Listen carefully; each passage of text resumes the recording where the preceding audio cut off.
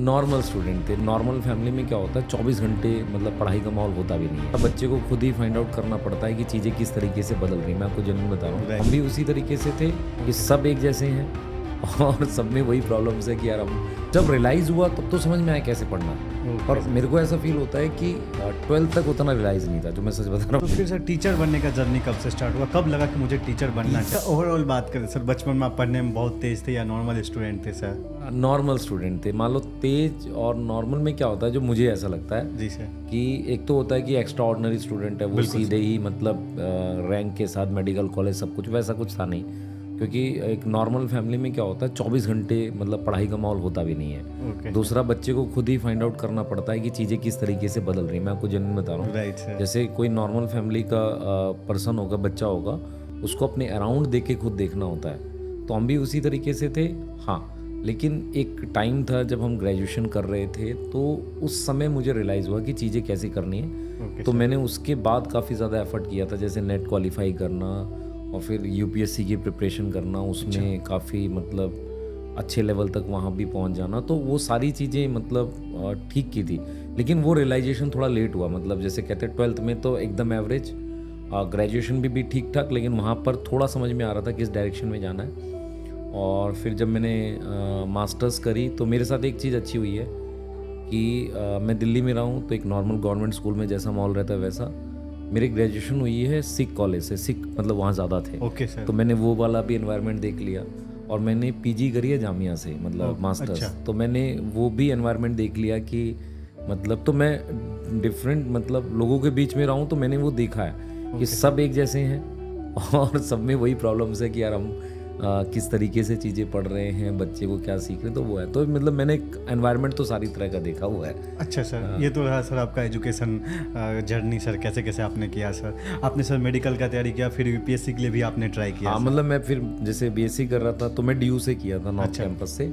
उसके बाद मैंने मास्टर्स के लिए तैयारी की। तो जब मैं मास्टर्स के लिए कर रहा था तो उस समय मुझे याद है मैंने 5 एग्ज़ाम दिए थे कि भाई पीजी के लिए एग्ज़ाम देने होते हैं, एमएससी करने के लिए एग्ज़ाम देने होते हैं। मैंने 5 क्वालिफाई किए थे। मैंने मतलब डीयू के 2 क्वालिफाई किए थे।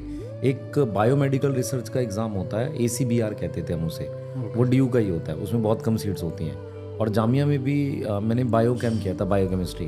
उसमें भी लगभग शायद 5000 बच्चे अपीयर हुए थे, 22 सीट थी। Okay sir. तो उसमें भी हमने, तो जब रियलाइज़ हुआ तब तो समझ में आया कैसे पढ़ना है। और मेरे को ऐसा फील होता है कि 12th तक उतना रियलाइज़ नहीं था, जो मैं सच बता रहा हूँ। अच्छा, 12th तक नॉर्मल पढ़ते थे, क्योंकि पता नहीं था कि आए स्कूल से, खेले, थोड़ा पढ़ लिए, एग्ज़ाम का उतना ओरिएंटेशन नहीं था।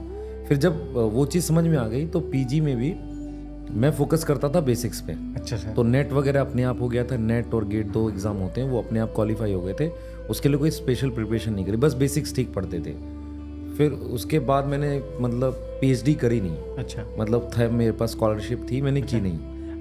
अच्छा सर, मेरे मन में एक क्वेश्चन आ रहा है सर, तो फिर सर टीचर बनने का जर्नी कब से स्टार्ट हुआ, कब लगा कि मुझे टीचर बनना चाहिए? टीचर जैसे क्या था, जब मैं 12th किया था तो जब मैं बीएससी में था, तो मैं आपको बताता हूँ बीएससी में क्या होता था कि हम लोग कॉलेज आते थे, तो कॉलेज में बहुत मतलब रिच फैमिली के बच्चे भी आते हैं। Okay sir. तो हमें ये फील होता था कि यार हम भी थोड़ा सा पैसा हमारे पास हो, हम भी जब सबके साथ बैठें दोस्तों के साथ, तो कुछ पैसा हम भी खर्च कर सकें। तो उसके लिए मैंने ट्यूशन पढ़ाना ग्रेजुएशन के बाद ही चालू कर दिया था। कि भाई थोड़ा सा पैसा आए, ताकि हम लोग भी मतलब ऐसा ना हो कि फैमिली से पैसा लेके फ्रेंड्स के बीच में ख़राब कर रहे हैं। तो मेरे को ये हैबिट थी स्टार्टिंग से कि अगर मैं दोस्तों के बीच में थोड़ा भी पैसा खर्च कर रहा हूँ, मेरा अपना होना चाहिए, अपना खुद का होना चाहिए। तो मैं 2004 से ही पढ़ाना शुरू कर दिया था। जब मैंने 12th को जस्ट पास किया था, उसके बाद से ही पढ़ाना शुरू कर दिया था। तो मैं 10th के बैचेस पढ़ाता था, और 10th में भी मैं उनको पढ़ाता था जो बच्चे गवर्नमेंट स्कूल के बच्चे होते थे ना, बिल्कुल हिंदी मीडियम वाले, उनको साइंस पढ़ाता था मैं। तो ऐसा बच्चा जो गाइड से पढ़ता था, उसको साइंस समझा देना बहुत मुश्किल काम था। तो एक हैबिट होती है ना चीज़ें समझा देने की, वो वहाँ से डेवलप हुई थी, जो मुझे फील होता है। पर मैं इसको पार्ट टाइम ही करता था। फिर ग्रेजुएशन हो गई, पोस्ट ग्रेजुएशन जब मैं कर रहा था तब भी मैं पढ़ा रहा था। अच्छा। तो जब एमएससी कंप्लीट हो गई तो फिर मैंने यूपीएससी के लिए मतलब पीएचडी छोड़ के यूपीएससी के लिए पढ़ने लग गया। Okay sir. तब भी मैंने कुछ दिन पढ़ाई की, पर मुझे रियलाइज़ हुआ कि यार मेरे पास थोड़ा सा बर्डन है फैमिली का। तो मैं उस वक्त भी पढ़ाता था। तो मैं क्या करता था, सुबह कोचिंग करता था 8 से कुछ 11 शायद 12 बजे तक कोचिंग चलती थी। Okay sir. फिर मैं 2 घंटा आके घर पढ़ता था। फिर दोपहर 2 से 5 मैं पढ़ाता था। फिर शाम में आके मैं फिर पढ़ता था, तो दिन पूरा हेक्टिक रहता था, लेकिन मैं पढ़ा रहा था उस वक्त भी।